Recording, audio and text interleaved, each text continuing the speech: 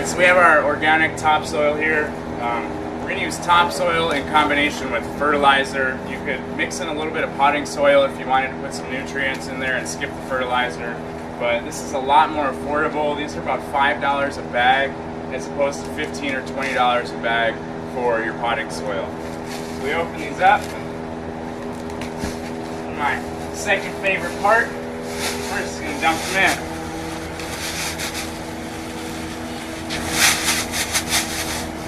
Boom. So we're getting toward the top.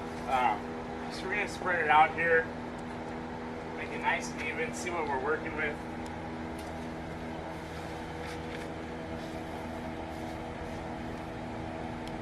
And then now's a good time for my favorite part of the process. It looks like we're to the top here, but as soon as we put water in there, as soon as it rains, it's going to sink down a couple inches. So we're going to help that process.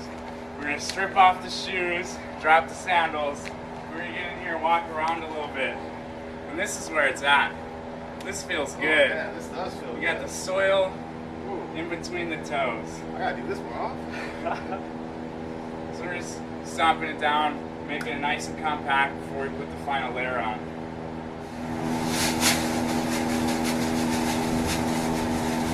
He loves it.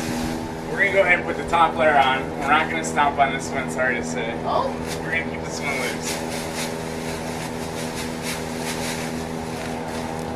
So that was our 8 bags of soil, 1 cubic foot per bag. We have 8 cubic feet here, 2 by 4 by 1 tall, all right? So it all fits, even though it looks like it was going to be a lot. We'll just smooth this out here.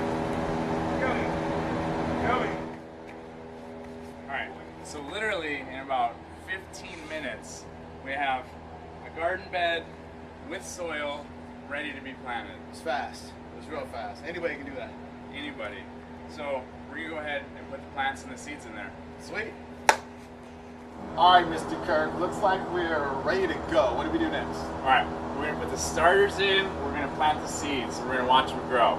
First things first, let's spend a minute planning out what we're going to plant and where. Let's have a little foresight so down the road we don't have a tomato in the front hogging all the sun, everything else behind it suffering. So, given it's summertime, the sun's going to be pretty much overhead for the next couple of months.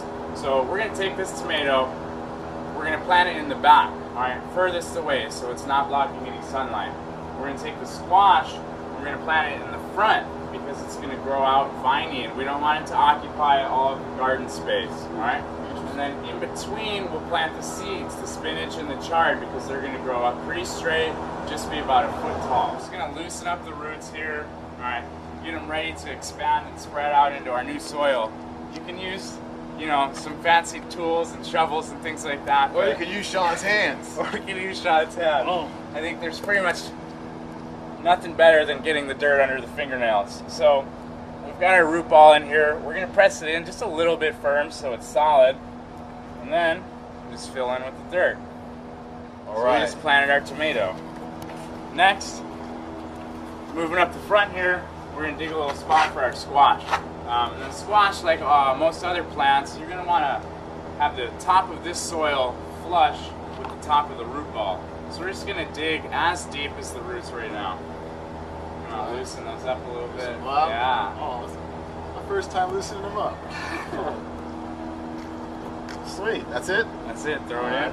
So you said the top of the root flush with the soil? Yep. That's about right? There you go. And fill that baby in. Filling it in. Nice. Alright, 2 starter plants in.